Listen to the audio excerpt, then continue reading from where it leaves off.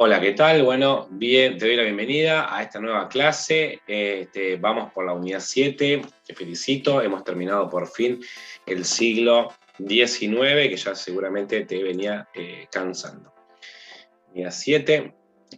Bueno, el siglo XX tiene un montón de cosas, pero son hechos más cercanos a nosotros, que tienen que ver con las guerras mundiales, la democracia, las dictaduras, un montón de reformas constitucionales clave para entender la constitucionalidad y el constitucionalismo hoy en día. Pero bueno, parece un bolonqui también, pero es más cercano y por lo menos ya te sacaste de encima del siglo XIX, que es un bolonqui. A veces cuesta entender qué es lo que importa de los hechos, ¿no? Toda la segunda parte de la mitad del siglo XIX, Urquiza, Derqui, Mitre, Sarmiento, Juárez Selman, Roca, bueno, es un quilombo. Bueno, y lo que importa ahí, la cuestión para la Constitución, qué es lo que le aporta, viste que tiene que ver con entender el bolonqui que tenemos en Argentina, el sistema mixto, provincial y federal, el sistema en donde el Poder Ejecutivo Nacional es posterior a la formación de las provincias, o sea, primero vinieron las provincias, y esas provincias delegaron ciertas cosas para la confección de un Poder Ejecutivo Nacional. Entonces, ojo, es la provincia que le dio la autoridad al Poder Ejecutivo Nacional. Es la provincia la que le dio autoridad a la Corte Suprema.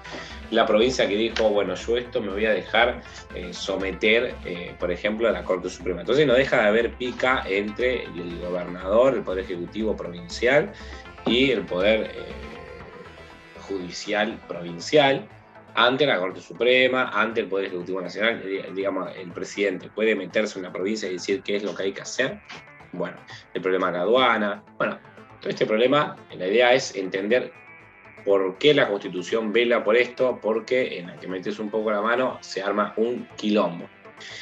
Y el quilombo se puede armar tranquilamente porque, digamos, el dinero de la aduana de Buenos Aires queda un porcentaje en Buenos Aires, pero ese porcentaje que queda es gigante. Ese porcentaje que les queda a Ciudad de Buenos Aires es enorme. Y nosotros en Provincia de Buenos Aires tenemos una ciudad tan grande como la capital, como Ciudad de Buenos Aires. Tenemos La Matanza. O sea, la Provincia de Buenos Aires tiene un presupuesto que tiene que alcanzar para toda la provincia, y entre esos lugares La Matanza, que tiene tanta gente como Cava. Entonces, en cualquier momento aparece el quilombo y el abogado y los constitucionalistas van a empezar a tener que mediar, y para eso conocer el pasado, ¿viste? El quilombo, que se vengan las guerras de nuevo, por así decir. Así que bueno, terminado el siglo XIX, vamos con el siglo XX. El siglo XX empieza con un interesante quilombo. Los radicales, el socialismo y el anarquismo eran la oposición al Partido Autonomista Nacional que tenía Julio Argentino Roca, que tenía todo el poder. Absolutamente todo el poder. Vamos a empezar a escribir algunas cosas acá.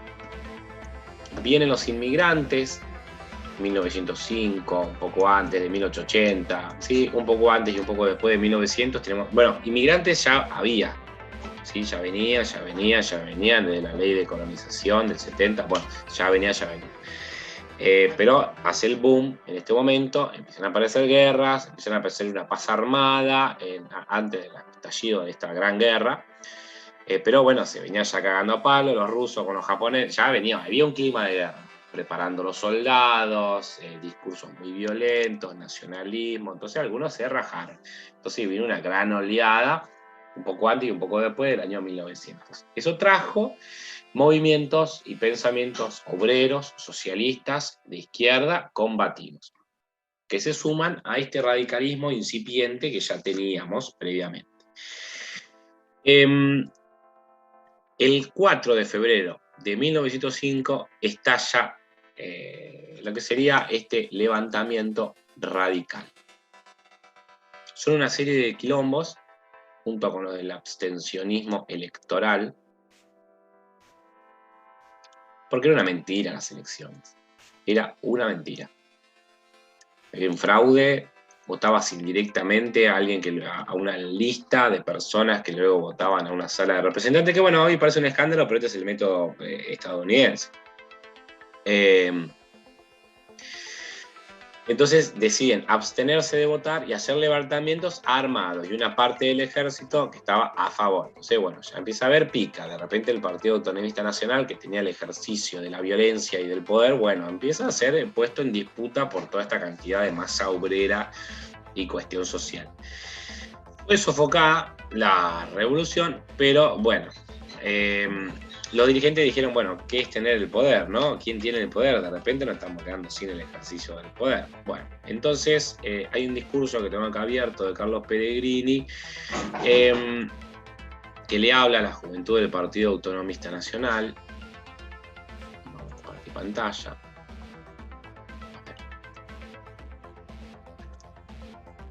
No.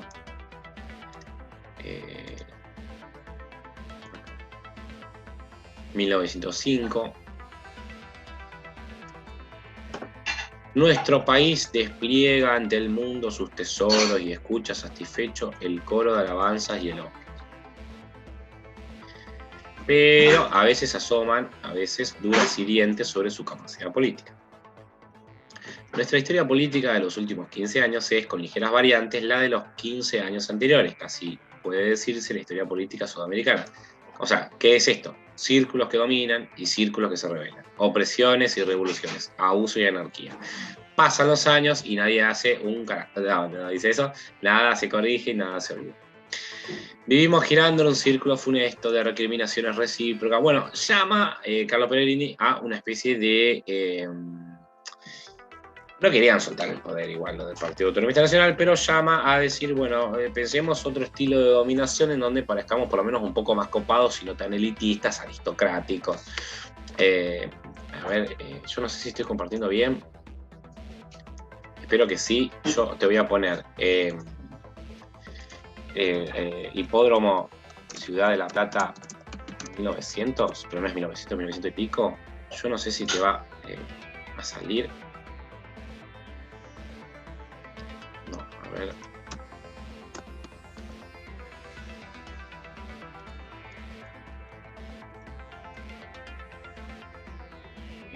Voy a intentar perder tiempo. Hay una foto del hipódromo donde vas a ver lo aristocrática que era la sociedad. Esta no es, viste, la foto que yo te quiero mostrar. Pero la aristocracia, bueno, acá con los paragüitas, todo, la aristocracia que había en este momento.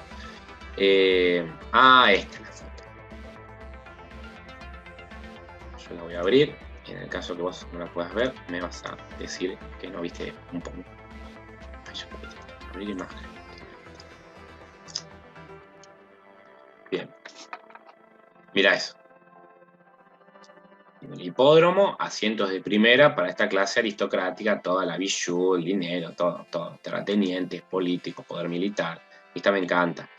Todos los vestidos, parece la Belle Époque, la Belle Époque. ¿Sí? Bueno.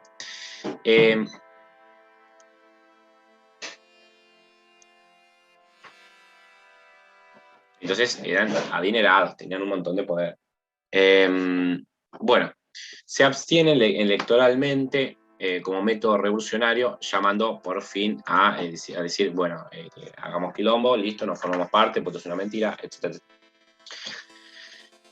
1912, ley Sáenz Peña número 8871, conocida como, bueno, la ley esta de sufragio universal, secretario obligatorio, y el sistema de lista incompleta. Se viene el cambio. Entonces el punto número 1, se viene una especie de cambio. Este cambio, por supuesto que no tiene el voto femenino, ¿sí? Ni la participación política femenina y demás. O sea, los derechos políticos de las mujeres no existían, ni ahí, ni a patadas. Así que, bueno, es una revolución un tanto incompleta. ¿Cómo es? Se saca, bueno, si vos pones en Google ley Sáenz electoral, aparece un extracto de ius.mendoza.gov.ar que está muy bien, dice, se desechó el voto calificado, ¿sí? Y estableció el sufragio universal, secreto y obligatorio. El voto calificado significa esto, de que las personas tenían que constatar cierta cantidad de propiedad para poder participar en esta lista, ¿sí? Que votaba luego posterior. Entonces el voto no era universal. Además, el voto universal para mayores de 18 años y varones, ¿no? Pues, que es lo que se logró. Además, este voto no era secreto. Entonces, de alguna manera, y no era obligatorio. Entonces, ¿por qué lo hicieron obligatorio? El que sea obligatorio te da la garantía de que no te hacen trabajar ese día. Hay una penalización por no votar y qué sé yo, pero en realidad se busca con la obligatoriedad el lograr que no sea, que no te hagan trabajar ese día. Garantizar tu derecho a votar. Y que sea secreto, bueno, como todos sabemos, digamos, poder votar libremente por Dios. Bueno. Y el sistema de lista incompleta es el sistema de lista que te decía yo, que vos votabas a una lista, que esa lista era la que iba a elegir a no sé qué. Bueno, vos elegís directamente a quién te va a representar. Punto número 2. El radicalismo en el poder. El primer ensayo que se hace de esta democracia termina ganando, chan, chan, chan, nada más y nada menos que Irigoyen. No te equivoques con el otro Irigoyen. Este es Hipólito Yrigoyen. Y otro es Bernardo de Irigoyen, y ese tal Bernardo de Irigoyen le hacían banderas en la Revolución del Parque y todo el quilombo, 1890, nada que ver, y le hacían una I, súper raro. Bueno, este es Hipólito Yrigoyen, le hacían una I en una bandera. Bueno, este es Hipólito Yrigoyen, nada que ver con este otro Bernardo que te digo yo. Perdón. Bueno, primer gobierno de Hipólito Yrigoyen, 4, 5, 6 años, como eran antes. Todavía se continuaba. Esto de que el gobierno dura 4 años, parte de, muchas gracias, parte de la última reforma constitucional.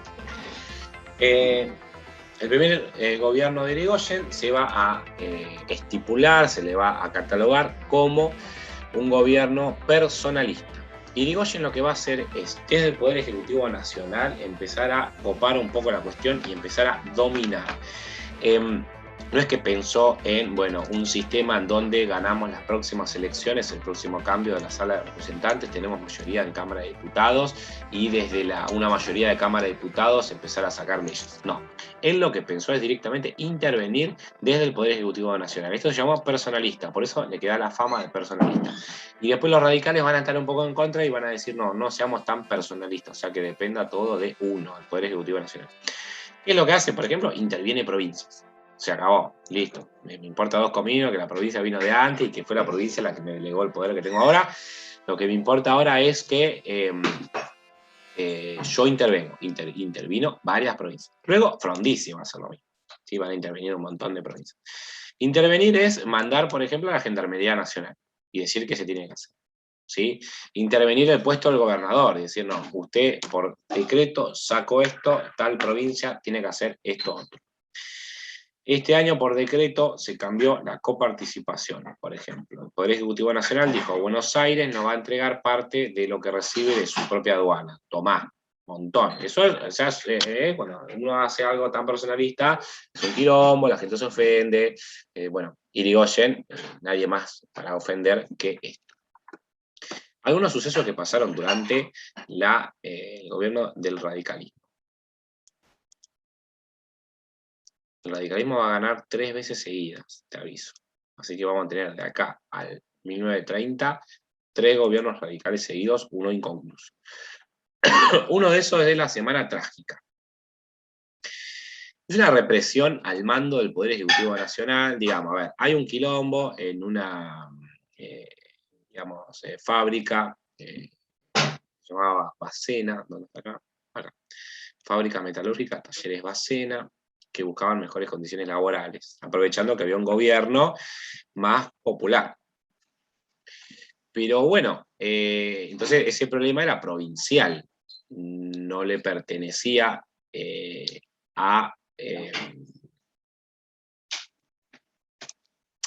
digamos, como culpa al Poder Ejecutivo Nacional, pero sí la represión. Primero va a haber un pogromo, que es una persecución en el medio de la calle a palos, corriendo, pegándote tipo scratch, tipo, ¿cómo se le decía? Bueno, sí, un scratch muy violento, y asesinando. Luego va a haber fusilamiento, bueno, va a pasar de miles de huelguistas. Esto es un montón. Se van a sacar de encima la responsabilidad, de si no, esto fue provincia, esto fue nación, qué sé yo, pero bueno, estaba la gendarmería de nación. El gobierno radical osciló entre su política de mediación en el medio, no tomar ninguna posición, y adoptar una política altamente represiva. Torturar, simular ataques. Nos atacaron, entonces yo los fusilo. Mentira. La represión dejó un saldo de cientos de muertos, además de estos fusilamientos que te dije, de los miles de huelguistas. Bueno, dejó un salto de cientos de muertos, estiman 700 muertos, decenas de desaparecidos, miles de heridos y decenas de miles de detenidos. El gobierno nunca informó oficialmente sobre la represión. Bueno, ya, un montón. Patagonia Rebelde, también conocida como la Patagonia Trágica, es el nombre que recibe, esto si vos pones Patagonia Rebelde te sale. Que recibió la lucha protagonizada por los trabajadores anarcosindicalistas en rebelión en Santa Cruz entre 1920 y 1922. Sus inicios se trazan a una crisis económica dada al finalizar la Primera Guerra Mundial, causando la baja del precio de la lana. Esto yo te lo voy a explicar en el punto 3 de la bolilla, con la Guerra Mundial. Bueno, baja el precio de la lana y claramente tienen que empezar a echar empleados porque es el gran, digamos, método que utilizan los empresarios, ¿viste? Me quedo en lugar de, no sé, cambiar o mejorar la calidad del producto, hecho, a la mierda. Y bueno, se declara una huelga, asesinatos, persecuciones, lo mismo, ¿sí? Son dos hechos fuertes. Otro hecho, 1918, y esto es parte ahora de la bolilla 2, 1918, la reforma universitaria. Bueno, anterior dice la política de reparación, que tiene que ver con, antes de hablar de la reforma universitaria, la política de reparación tiene que ver con una serie de medidas populares, de reconocimiento, de carga laboral, horario laboral, defensa, derechos de los menores, bueno, algunas cuestiones que tienen que ver con ciertos derechos para los trabajadores, al mismo tiempo que reprimían estas cosas que te dije, así que bueno, es un poco inquilombado el gobierno de Irigoyen. Pero bueno, la política es de reparar, de restituir, de distribuir ciertos derechos a esta masa obrera, ¿sí? Que se encontraba ahí altamente dejada y con cero y perjudicada por los patrones. La reforma universitaria de 1918, bueno, es clave. Una serie de huelgas, movilizaciones estudiantiles que van a lograr que se realice para presionar al Estado radical, y el Estado radical termina adoptando una serie de medidas solicitadas entonces por los mismos universitarios. Primero, por ejemplo, que la Universidad Nacional sea autárquica y autónoma. ¿Sí? Acá no viene el gobernador de la provincia de Buenos Aires a decirme nada de mi plan de estudio. No viene el presidente a decirme nada de mi plan de estudio. El plan de estudio lo hacemos en una especie de terma, una especie de consejo directivo entre docentes elegidos, entre estudiantes y entre directivos y rectores. Nosotros mismos tomamos nuestras propias decisiones. Nadie nos viene a decir de afuera cómo. El estudiante no es una persona pasiva, sino activa. Entonces vos venís en el secundario que te retan por la ropa a pensar vos mismo en el plan de estudio que vos mismo querés.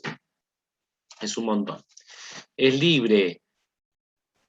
Había cierto arancel que vos tenías que pagar igual tipo matrícula. Esa la matrícula la terminas sacando Perón. Chao, listo, 100% libre. Pero acá se habla de listo, basta, público. Público en esto de no pagar una mensualidad y libre de que yo me siento y escucho la clase. Si pasan lista y no estoy, me siento igual. Nadie te puede decir que no podés estar en una clase. Esto ya es altamente revolucionario. Bueno, centro de estudiantes, todo, ¿no? Con lo de autonomía y autarquía que te decía. Son cambios abruptos, es una iluminación que hace a la América Latina, esta reforma, porque es el estudiante y el docente tomando decisiones por sí mismos en lugar de ser activos, ¿no? En lugar de ser pasivos. Al mismo tiempo se entiende que el estudiante es un agente transformador de la realidad social. Es decir, no es que me recibo y recién cuando soy abogado cambio el mundo, no. Ya podés cambiar tu entorno dentro de la universidad como estudiante. Entonces organizan movilizaciones, marchas, hay proyectos de extensión, cada universidad empieza a tener un proyecto de extensión como la nuestra, entonces mientras vos vas estudiando, haces trabajos sociales, comunitarios y solidarios afuera. Vos cuando estés en segundo año y tengas algunas materias metidas, ya podés empezar a ver si te metes en alguna clínica jurídica para asesorar a personas con discapacidad que tienen vulnerados sus derechos. Más adelante puedes meterte en proyectos para ayuda a las personas pobres o ausentes o que tienen problemas en defensa, con temas de defensa del consumidor, problemas ambientales, consultorios jurídicos gratuitos cuando estés en cuarto año. Bueno, el mundo lo empezás a cambiar como estudiante. Entonces, es una reforma que ha arrojado luz, cumplió 100 años en el 2018. Quizá se hicieran algunos actos y conmemoraciones, a mí me hubiera gustado que se hablara más, porque, a ver, honestamente, no se planteaba ni un poco de feminismo, apenas un poquito de feminismo, una sociedad altamente patriarcal, aristocrática, y te viene con una revolución increíble. Así que bueno, esto no hay que dejarlo pasar, hay que estudiarlo mucho y cuidarlo, ¿no? Público, autónomo, autárquico. Esto se paga con los impuestos, creo que con el IVA, una parte del IVA o otros impuestos van directo para la universidad, pero no es un gasto, esto es una inversión, porque educás al pueblo, te recibas o no te recibas, lo educás, vas, escuchas las clases y esa universidad te la devuelve.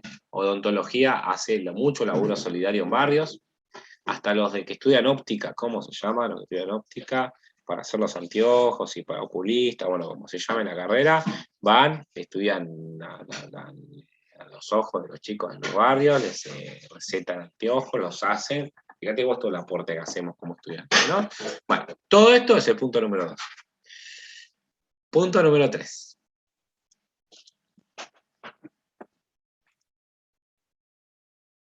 Esto de la reforma universitaria te tiene que llamar.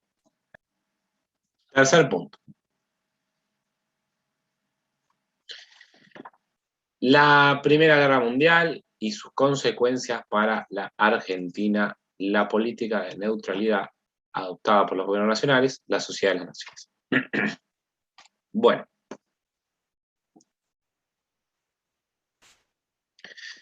Primera Guerra Mundial, yo donde comparto acá, Screen One. Bien. Se da entre 1914 y 1918. Primera Guerra Mundial, para que la diferencia es de trincheras, ¿sí? Y una vida. Se me está trabando un poco la pantalla. Bien. Se caracteriza particularmente por. Cuando inicia la guerra, 1914-1918, cuando inicia la guerra, hay un cierto avance rápido entre los enemigos, pero en determinado momento se estanca la guerra, empiezan a cavar pozos larguísimos, de kilómetros y kilómetros de pozos, con escaleritas, con pequeñas habitaciones, con subsuelos, y letrinas improvisadas, y se estancan ahí. Y eso es gran parte de la guerra. Entonces, fíjate vos cómo se parapetan, cómo se disparan, empiezan bueno, primero estaba una especie de escopeta, luego empiezan a aparecer las metralletas, todo durante la guerra. El avance tecnológico se dio gran parte durante la guerra. Gases lacrimógenos, avioneta. Para el final de la guerra inventan una especie de tanque de guerra que era un armatoste metálico para pasar por encima de la trinchera. No funcionó tanto, pero bueno, causó como wow, le disparaba si no pasaba nada, pero bueno, después le encontraron los puntos débiles a estos tanquitos de guerra, pero no te imagines lo de la Segunda Guerra. Bueno, por supuesto, barcos, batallas navales, bombazos. Entonces, eso de las ciudades ultra bombardeadas es de la Segunda Guerra. ¿Sí? Acá estamos más en estilo de trinchera y obviamente sí, destruir y devastar ciudades, hacer las bolsas, mira cómo quedó esta. Pero no te imagines los super bombarderos y los super tanques de guerra. El tanque de guerra era este coso de acá, metálico, ¿sí? Pero más para el final de la guerra. Montón de fallecidos por pulgas. Porque se desmoronaba parte de la trinchera donde estaba, por ejemplo, la letrina, enfermedades, estar ahí días recibiendo lluvia, calor, humedad, mosquitos, como te digo, pulgas, falta de hambre, anemia, de todo. Van a morir 19 millones de personas y van a quedar cientos de miles con secuelas. El 18 tiene algunos bandos que la verdad que no interesa. Siempre Alemania con Turquía, Japón, Rusia. No, perdón, Rusia no. Dije Turquía, Italia, que después se pasa de bando, contra siempre más o menos lo que van a hacer los aliados en la Segunda Guerra, que son, creo que me estoy trabando, que son Francia, siempre los amiguitos, Francia, Inglaterra, bueno, te había dicho los rusos, bueno, Turquía, digamos, se llamaba en ese momento el Imperio Otomano, Austria-Hungría, también del lado de Alemania este, y de Italia, que Italia es el que después se pasa de bando. Bueno, Estados Unidos, por supuesto, también metiéndose a favor siempre de Francia, Inglaterra y Rusia. Bueno, hay un heredero, Francisco Fernando de Austria, que va a ser asesinado, le van a echar la culpa a los serbios le declaran la guerra a los bonios, salta entonces Rusia a defenderlo, entonces salta Alemania, pim pam pum pum. Es una guerra que tiene que ver con cuestiones geopolíticas, buscan específicamente lugares que ya querían, qué sé yo, el bosque de Alsacia-Lorena de parte de Alemania contra Francia, lugares geopolíticos, ¿sí? Y tiene un nacionalismo extremo, ¿sí? Ya antes de la Primera Guerra Mundial vos te vas a encontrar con discursos altamente nacionales, como si mi nación estuviera en peligro porque tengo una nación al lado, y que ellos no van a necesitar, los alemanes pensaban que necesitaban un espacio vital, que su cultura estaba en peligro por el avance de la inmigración y no sé qué. Así que bueno, va a ser tremendo porque va a ser nacionalista y va a ser geopolítica. ¿Qué es lo que nos interesa? Y en el medio de este quilombo, un poquito antes y un poquito después de 1914 y 1918, o sea, durante un poquito antes de la presidencia de Irigoyen y la primera parte y la gran parte de presidencia de Irigoyen, eh, estos países van a estar abocados a la guerra, entonces nos dejan de comprar. Entonces el modelo agroexportador nos lo metimos por la oreja. Al final nos dimos cuenta que el modelo agroexportador dependíamos de que nos compraran.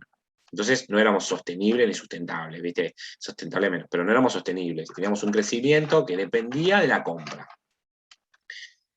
Al dejarnos de comprar, nos dimos cuenta que nosotros no producíamos nada por nosotros mismos.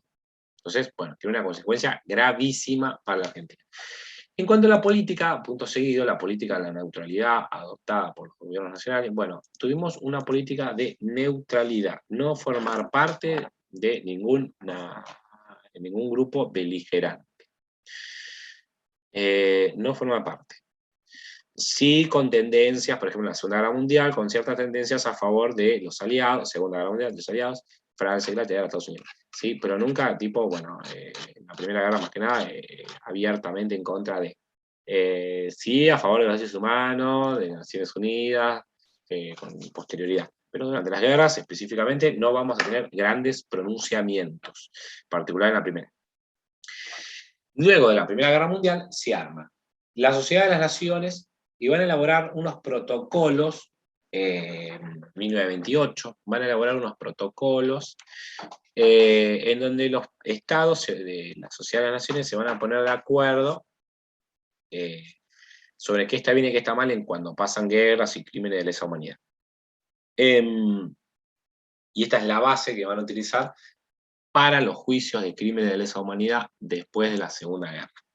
O sea, acordate, estas cosas que van a hacer ahora va a ser el pie para enjuiciar a los nazis, a los japoneses de la Segunda Guerra Mundial del 39 al 45. La Sociedad de las Naciones, entonces, es un prototipo de las Naciones Unidas, o la Organización de las Naciones Unidas, la ONU, que funcionó después de la Primera Guerra Mundial.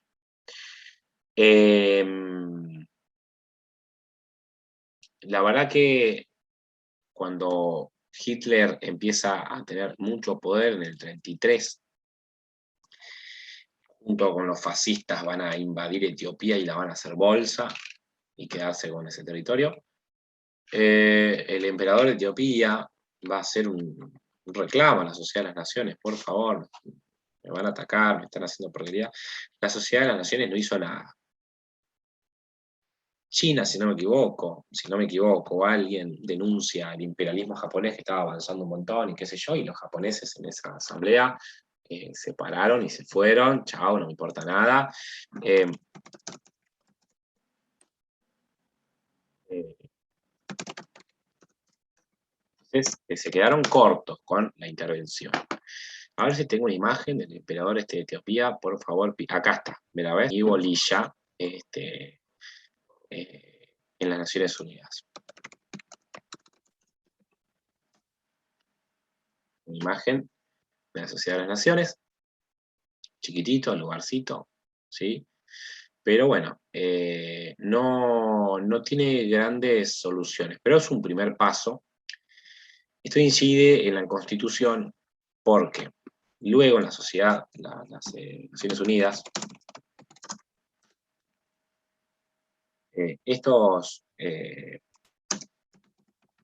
partes, así como las provincias delegaron ciertas cosas al Poder Ejecutivo Nacional, bueno, nosotros no delegamos, pero sí firmamos algunas obligaciones, algunos tratados de derechos humanos internacionales o convenciones de derechos internacionales, como por ejemplo el de los derechos de las personas con discapacidad, firmada por 180 países, una cosa así, de Naciones Unidas. Entonces nosotros nos obligamos a que a partir de ahora nosotros nos vamos a adaptar a la inclusión de las personas con discapacidad. Entonces, si las personas con discapacidad son discriminadas y van a un tribunal y no pasa nada, van a la segunda instancia del tribunal, la Argentina no hace nada, van a la Corte Suprema, la Argentina no hace nada, bueno, de ahí pueden ir a reclamar a tribunales o a los comités de derechos de las personas con discapacidad de las Naciones Unidas. Entonces, nosotros tenemos, o de la Organización de los Estados Americanos, que esa es otra, ¿sí? La OEA, más cerquita, para no irse hasta Washington y denunciar virtualmente, o mandar un telegrama, vas a la OEA, que es otra, pero es solo de Estados Americanos, es otra organización como de Naciones Unidas, pero Estados Americanos. Entonces vos vas acá, tenemos jueces acá, y le haces la denuncia. Entonces, el día de mañana, por ejemplo, no sé, vuelve el nazismo, ponele, el nazismo llegó al poder gran parte porque lo bancó el pueblo alemán. Entonces, eh, digamos, si esto pasa de nuevo, la Argentina, por ejemplo, no sé, aparece un movimiento violentísimo. Son mayoría. Reforman la Constitución y hacemos, no sé, por ejemplo, a partir de ahora vamos a meter preso a, no sé, qué sé yo, a tal grupo de personas. Y lo hicimos a través de un canal adecuado, porque es la reforma de la Constitución, con todos los canales. Entonces, ¿ahí qué hacemos? Digamos? Entonces, cada país hace lo que quiere. Bueno, no. Con las Naciones Unidas, con la Sociedad de las Naciones como prototipo, empieza esto de una responsabilidad internacional, ¿sí? Por ejemplo, si la Argentina quiere cambiar, no sé, su constitución e ir en contra de los derechos de las personas con discapacidad, ya no puede, porque se comprometió ante las Naciones Unidas y ante la Organización de los Estados Americanos de que esto no pase. Bueno, punto número 4.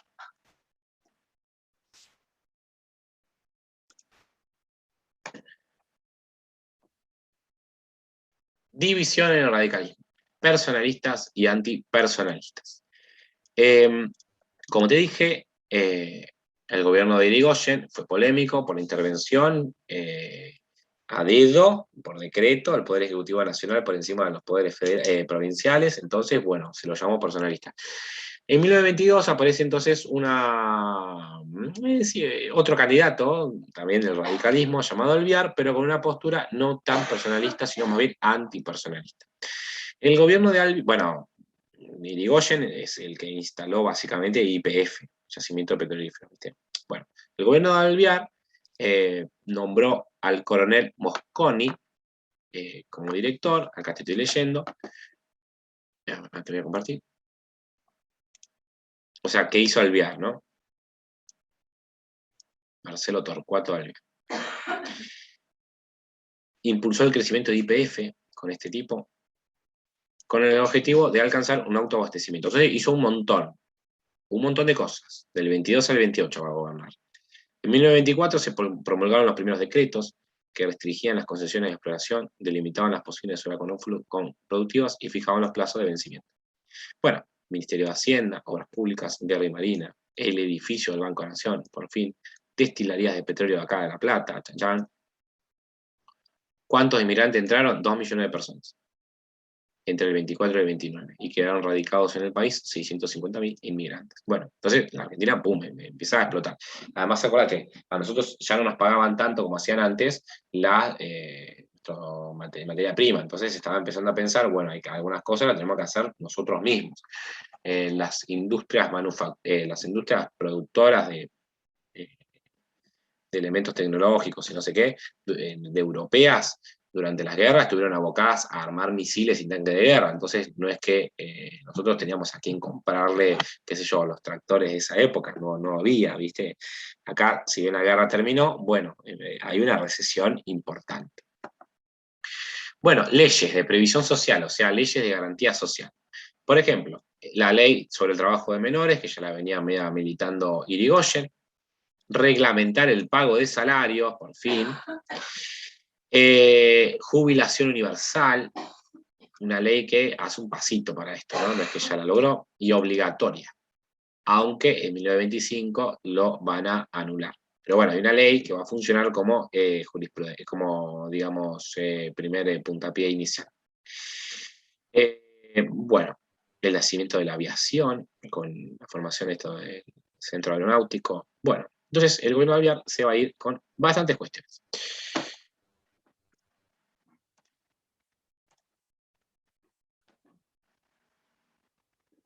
Muy bien.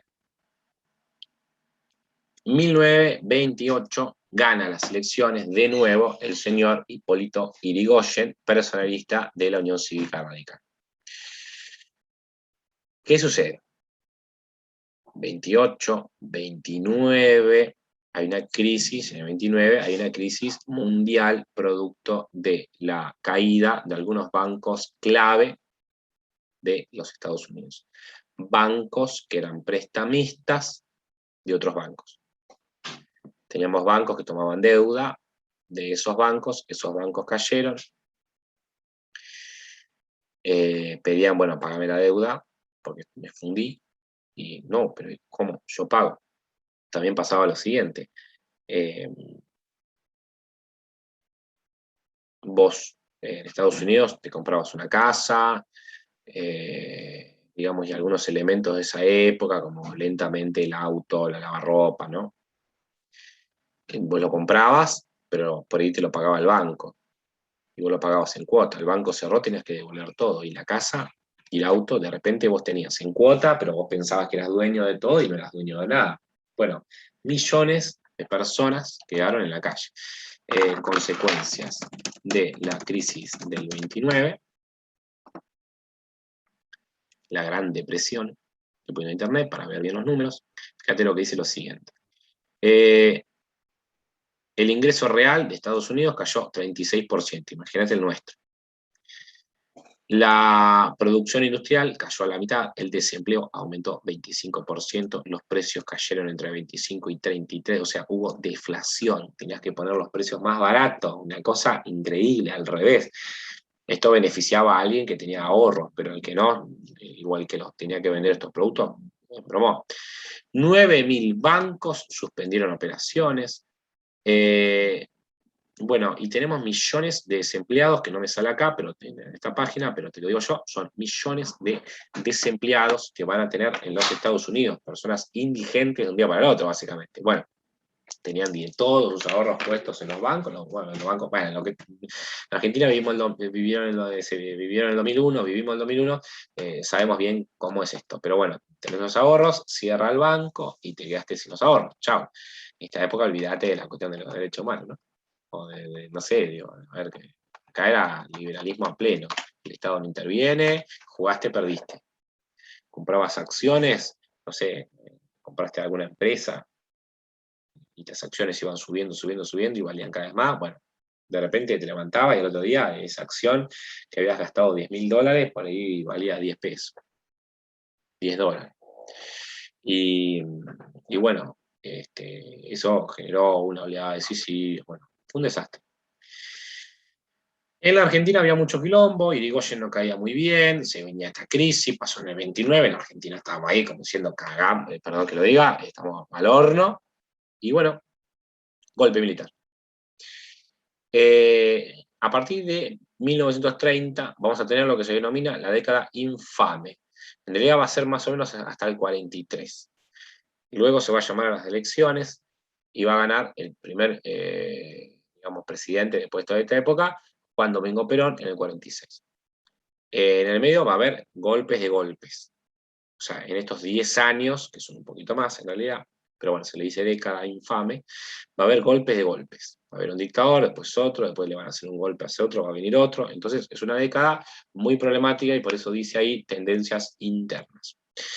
La década infame va a intentar proponer medidas liberales, ¿no? Para salir de la crisis, que peor la estaba pasando en Estados Unidos, pero a nosotros nos pegaba como daño colateral. Entonces, medidas liberales, tales como el Pacto Roca-Runciman, firmar con Inglaterra que, por ejemplo, nosotros le vendíamos carne, sí o sí, teníamos que, para fin de año, sí, teníamos que garantizarle cierta cantidad de producción, de toneladas, y ellos podían decir si nos compraban o no. Ellos nos metían carbón de por medio, bueno, ya tenemos, pero bueno, nos metían el carbón de por medio, y un montón de cosas que no nos favorecían. Las medidas liberales tienen que ver con un Estado que no interviene, que no ayuda, que no indemniza al que se queda sin trabajo, que jodete si no tenés plata, si no pagas la escuela, bueno, no podés asistir a la escuela pública, pero está pública, pero no podés asistir por un problema de trabajo, trabajo infantil, bueno, joróvense. Esas son las propuestas de estilo liberal. El Estado no interviene, no agrega impuestos para pagar la caja de los medicamentos de los jubilados, no. Entonces, estas medidas generaban malestar, y ese malestar, un quilombo social o revolución social, y después venía otro dictador, y así pim, pam, pum, como que no se lograba salir de este círculo vicioso. A partir del 43, cuando Juan Domingo Perón está como secretario de Comercio, luego de guerra, bueno, qué sé yo, él va a realizar, por ejemplo, un estatuto del peón, ¿no? Acordar que el Estado acuerde, haga que acuerde el empresario rural o el terrateniente con su trabajador. Si se sienta, bueno, usted a partir de ahora cumplan esto, tanto el trabajador como el empleador. Entonces es una política intervencionista. En Estados Unidos aparece en la década del 40, mucho tiempo después. Ellos también intentaron esto de más propuestas liberales y liberales como por 10 años y no salían de la crisis. A partir del 40, el presidente Roosevelt, bueno, en el medio estaba la guerra mundial del 39, ¿no? Pero la década de cómo salimos de esta cuestión económica, en la década del 40, un presidente estadounidense llamado Roosevelt, lo que va a hacer es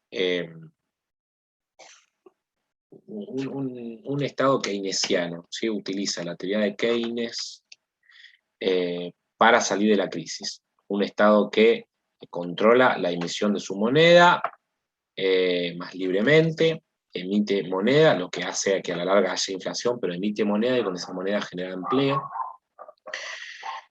abandonando por parte de Estados Unidos el respaldo que tenían con oro. Esto sin entender no importa porque no te lo van a tomar, pero bueno, empieza un Estado interventor, un Estado benefactor, un Estado de benefactor, que es, bueno, ciertos planes de asistencia para las personas que se han quedado desempleadas, asistencias sociales y demás. Perón, en el 43, venía entonces con esta nota. Bueno, posiciones de la Corte Suprema de la Justicia, porque claro, nosotros tenemos Corte Suprema. ¿Qué hizo la Corte Suprema? Cuando, bueno, apareció el primer golpe de Estado, una vez instalada la democracia, ¿qué hizo la Corte Suprema? Bueno, el golpista, dice acá a internet, José Félix Uriburu, envió una comunicación a la Corte Suprema. Le dijo, viste, cuando tomó el poder, dijo, bueno, Corte Suprema, vamos a armar un gobierno provisional. Te aviso. La Corte Suprema dice, bueno, se juntan, hacen una reunión, firman, se ponen de acuerdo, votan y dicen, bueno, esta Corte Suprema, o sea, no dice que estamos a favor, pero dice, te recibimos la nota. Listo, nos damos por notificados de que sabemos de que ustedes van a tomar un gobierno provisional, por más que se estén pasando la Constitución, ponen de una oreja y que pasa por la otra. Bueno, hicieron un comunicado en donde dice, bueno,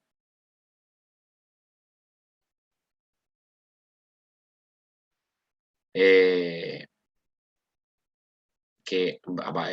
se dieron por notificado de que hay un gobierno por la fuerza militar y policial eh, necesarias para asegurar la paz y el orden de la nación, por consiguiente proteger la libertad, la vida y la propiedad de las personas. Medio como que están un poco a favor, ¿no?, del golpe, como que se quedaron ahí. Esta Corte ha declarado, respecto de los funcionarios de hecho, que la doctrina constitucional e internacional se uniforma en el sentido de dar validez a sus actos, cualquiera que puede ser el vicio o deficiencia de sus nombramientos a elección, fundando en razones de policía y de necesidad, con el fin de mantener por protegido al público y a los individuos. Dicen, bueno, no vamos a tomar ninguna posición, tomamos esta nota, nos damos por enterados, pero decimos, bueno, como que están un poco a favor, ¿no? Decimos, bueno, de alguna manera esto es necesario para mantener la paz. O sea, ya está, la Corte Suprema estaba bastante a favor de todo esto. Así que no intervino. Chao, el miércoles la democracia. Las cosas son importantes porque luego de estos 10 años de dictadura y golpe de golpe, que va a haber durante la década del 30, luego en el 55 va a haber otro golpe de Estado, en el 62, en el 66, no, en el 64 y también en el 66. Por ahí me estoy haciendo un poquito lío en esa última. Y en el 76. Bueno, el 66 va a tener 3 dictadores. En conclusión, Argentina tuvo como 5 golpes de Estado. Entonces, bueno, es importante la defensa de los derechos de la Constitución y el rol que deben cumplir los jueces, ¿no?, a la hora de velar por la aplicación o la inconstitucionalidad de las normas. Bueno, esto es la unidad 7. La unidad 8 viene con todo lo posterior, bueno, un poco de Pacto Roca-Runciman y la década infame que ya te estuve hablando, peronismo. Unidad 9 es directamente todo el peronismo. La unidad 10 es la del 66 y la última dictadura, las dos cosas, ¿sí? 66 son tres dictadores, un pequeño gobierno democrático y luego la última dictadura. Y bueno, lo último, el último tema dentro de la unidad 10 tiene que ver con esta cuestión de la democracia, la recuperación de la Constitución y demás. Así que todo lo que viene a continuación está una bolilla al lado de la otra, entonces puede ser que yo de un tirón por ahí te haga 2 bolillas, vamos a ir viendo, porque bueno, vos abonaste, y en el caso, digamos, si sobran horas, te devuelvo ese dinero. Vamos a ir viendo cómo va saliendo. Espero que esta clase te haya servido. Pasaron contextos mundiales que nos van a incidir a nosotros, que nos van a golpear a nosotros, entonces tenés que estudiar, viste, entre mundo y Argentina. Entonces te haces una unidad de tiempo, 1914 a 1918, Primera Guerra Mundial, 1939, 1946, Segunda Guerra Mundial, entre medio, este quilombo de las Naciones Unidas, Sociedad de las Naciones que empiezan a salir, y abajo, del 16 al 22, Irigoyen, fíjate que agarra la guerra, del 22 al 28, Alvear, del 28 al 30, bueno, me olvidé el contexto mundial, el crack del 29, ¿no? Del 28 al 30, Irigoyen, del 30 al 43, la década infame. Así que bueno, te mando un saludo grande, espero que te encuentres bien y no dudes en consultarme o en sugerencias o en que te pida explicar alguna cosita otra vez. Bueno, espero que te haya gustado, te mando un saludo grande.